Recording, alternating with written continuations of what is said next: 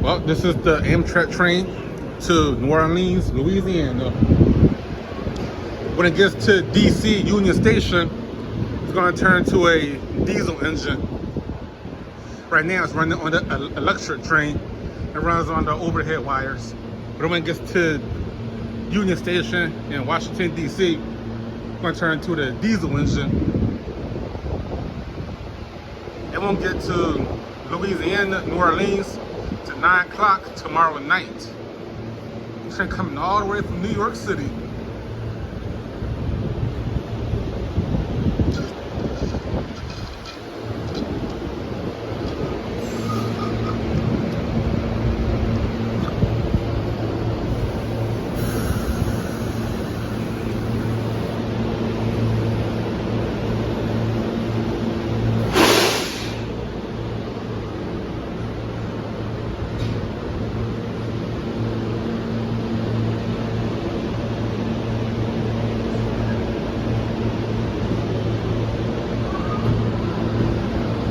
Diner car.